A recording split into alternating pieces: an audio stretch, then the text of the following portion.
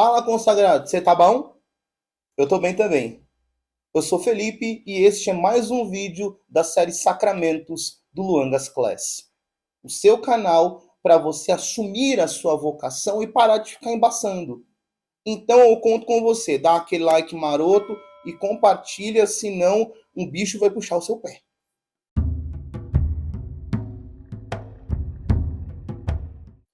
E hoje nós vamos falar sobre um dos sacramentos mais difíceis de se entender hoje e que tantos resistem em viver, que é o sacramento do matrimônio. Quero dizer uma coisa para você. Você que é casado reflete uma coisa tão sobrenatural que você não faz ideia. Eu vou falar para você sobre isso hoje. Mas vamos à palavra de Deus.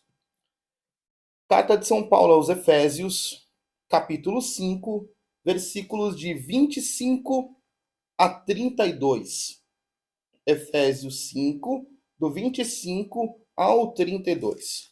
Escute.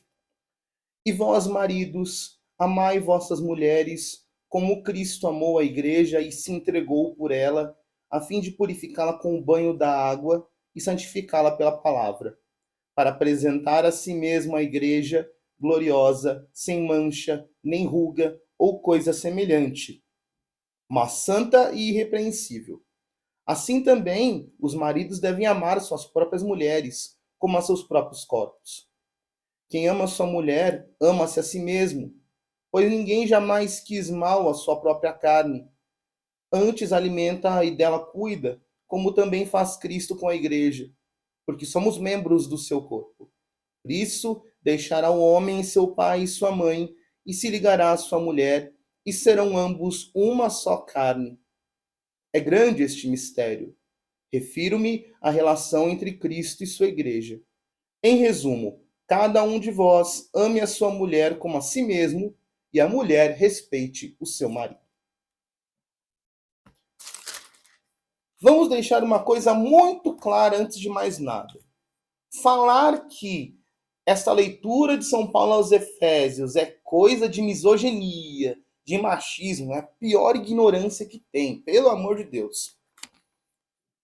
São Paulo, ele fala à comunidade de Éfeso justamente da dimensão da relação do matrimônio como relação estreita com o mistério de Cristo que ama a sua igreja. Como assim? Diz São João Paulo II na Teologia do Corpo que o matrimônio ele é um sinal visível de uma realidade invisível. Portanto, aqueles que são casados, eles refletem, vivendo sua vocação, essa dimensão do Cristo que se une à sua igreja e dá a vida por ela. Portanto, justamente, São Paulo ele mostra que todos os homens são chamados como Cristo a dar a sua vida e cuidar da sua esposa como Cristo ama a sua igreja. E automaticamente, aquela que é cuidada, amada e pelo qual o marido se entrega, vai querer sim respeitar e submeter-se. Não é uma submissão no sentido de se colocar embaixo do pé. Eu estou dizendo que é aquela que se entrega àquele que se dá. Entende? Justamente por isso que o sacramento do matrimônio ele é um reflexo desta realidade sobrenatural. Cristo que ama a sua igreja e dá a sua vida por ela. Mas vamos ouvir o que a igreja nos explica melhor. Catecismo da Igreja Católica, número 1601. A aliança matrimonial pela qual o homem e a mulher constituem entre si uma comunhão da vida toda é ordenada por sua índole natural ao bem dos cônjuges e à geração e educação da prole, e foi elevada entre os batizados à dignidade de sacramento por Cristo Senhor. Vamos entender bem o que diz o catecismo para nós. O matrimônio, em primeiro lugar, é uma aliança, é um ato de consentimento em que duas pessoas elas se unem, fazem entre si, como diz, uma aliança, um compromisso, um pacto para a vida toda, em vista de constituição de família, geração de filhos, educação da prole. É o que muitas vezes nós ouvimos a respeito de gerar filhos para o céu. Então, é o momento em que duas pessoas se unem para daquela união gerar famílias. Que infelizmente é o que muitos não estão entendendo. Muitos na sociedade pensam que o matrimônio é uma forma estável de você namorar. Não, não é nada disso. É um chamado em justamente unir-se, dar-se, e nesse unir-se e dar-se, gerar vida. E Cristo ajuda tanto nesse sentido que uma coisa natural, que é a união sexual do homem com a mulher, ele elevou à dignidade de sacramento. Quem aí viu o nosso primeiro vídeo a respeito do sacramento do batismo lá no começo, vai lembrar que eu expliquei que o sacramento é um sinal visível de uma realidade invisível. Mas vamos parar para pensar uma coisa. O sinal que mostra no batismo essa realidade invisível é a água. No sacramento da Eucaristia é o pão e o vinho. No crisma é o óleo. Mas e no casamento? No casamento é necessariamente o homem e a mulher que se unem. Eles são o sinal visível dessa realidade invisível que eu já falei. O Cristo que se entrega à sua igreja. Por isso, se você que está me assistindo, se você é casado, saiba de uma coisa. Você está casado com o próprio Cristo. A pessoa que escolheu viver com você a vida inteira é o próprio Cristo. É o Cristo que dá a vida por você e você é chamado a ser Cristo que dá a vida por ela. Vejam a dignidade deste sacramento. Por isso que devemos levar com muita seriedade. Mas vamos lá, 3 pontos para nós meditarmos a respeito do sacramento do matrimônio. Quando você se casa, diante do altar, diante da testemunha, que é o sacerdote, você professa 3 votos. Ou faz 3 promessas, que são muito importantes e que, inclusive, quem casa sem consciência dá sim para uma coisa que provavelmente não vai cumprir e vai se frustrar. Então vamos entender direitinho o que a gente promete no sacramento do matrimônio. Em primeiro lugar, o sacerdote pergunta: é de livre e espontânea vontade que o fazeis? Então, primeiro ponto, para que o matrimônio seja concreto, aconteça, seja válido, é necessário o livre consentimento. Assim como no pecado, para que você ofenda a Deus, você precisa ter liberdade de escolha. Para você entregar-se a uma pessoa no sacramento do matrimônio, tem que ter liberdade. Tanto que, se existe qualquer aspecto que não tenha esse sentido de liberdade, se houve alguma pressão, se houve algum jogo de interesse, se foi feita alguma enganação, o matrimônio está nulo. Tanto que é por isso que a igreja ela trabalha justamente para os casais que necessitam analisar o processo de nulidade e não anulação. Porque justamente se verifica, mas por que que um casal que foi consagrado diante de Deus está dando tantos problemas? Tem alguma coisa errada, porque o matrimônio, ele justamente dá a graça santificante para que o casal consiga viver. Tem alguma coisa errada. E aí, analisando, se for o caso, verifica. Ah, faltou isso, faltou isso, faltou isso. Portanto, aquele sacramento não aconteceu de fato. Aquele voto foi falho.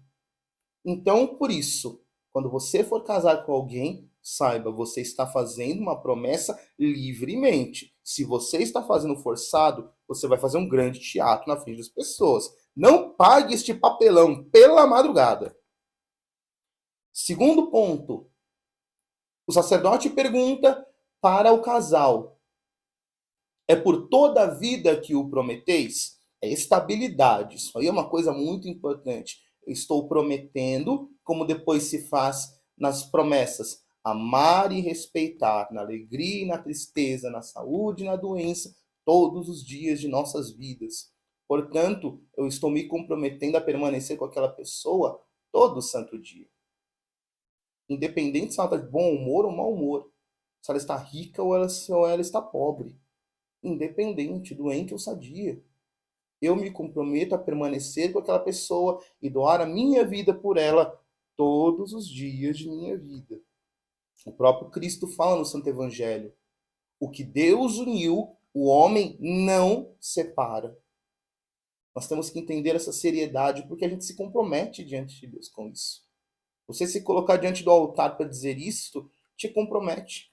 Porque você não está só dando a palavra, olhando nos olhos de uma pessoa que você diz amar, mas você está fazendo um compromisso diante de Deus, que está apostando todas as fichas, está justamente dando todas as graças para que você leve até o fim.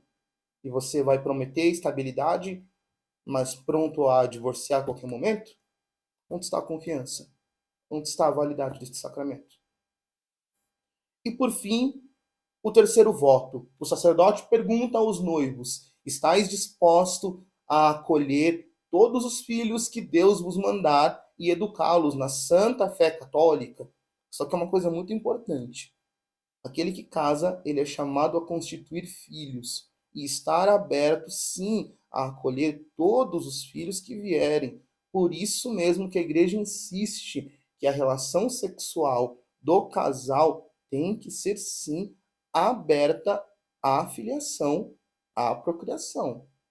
Isso é muito importante. Você faz este compromisso. Se eu me abro para que Deus me mande os filhos que convém a ele vir, portanto, então, a minha relação sexual não tem que ter encapação nenhuma de preservativos ou anticoncepcionais. Eu tenho que estar livre, aberto, para justamente que Deus mande os filhos que tiverem que vir.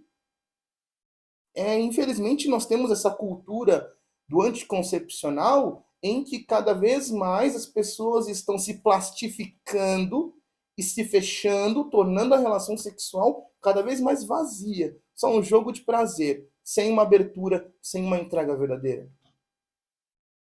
Portanto, quando você jura diante do altar acolher os filhos que vão vir, você está prometendo, sim, não usar preservativo, não usar anticoncepcional e estar aberto em todas as relações sexuais que você vai ter com seu cônjuge. Se for o caso, ter filhos, sim. Você vê o peso da responsabilidade? É um compromisso que você faz. Mas o problema é que muitos fazem o sacramento do matrimônio sem ter essa consciência. E muitos, inclusive, não têm esse conteúdo que eu estou dizendo aqui para você, que muitos padres ensinam. Então, pense muito bem. Por mais apaixonado que você esteja por uma pessoa, se você não está disposto a livremente, estabilizadamente e aberto aos filhos, viver esse sacramento, não dê esse passo. E eu digo mais, não iluda esta pessoa. Quem não está disposto a dar uma vida e gerar vida com outra pessoa, não pode aproximar-se do sacramento do matrimônio. Vocês veem essa responsabilidade? O sacramento do matrimônio é grandioso, como os demais sacramentos. Portanto, tenha muita responsabilidade ao dar o seu sim para Deus e para a pessoa que você ama. É isso, espero que você tenha gostado desse assunto. Se você não gostou, eu quero que você me xingue mesmo aqui. Pode comentar sem medo, vem com tudo. Que nós estamos aqui para justamente conversarmos e trocarmos ideias, sempre buscando evangelizar e catequizar. Mas se você gostou, já dá aquele like e compartilha para outras pessoas ouvirem esta patada que eu dei em você hoje. Deus te abençoe, salve Maria!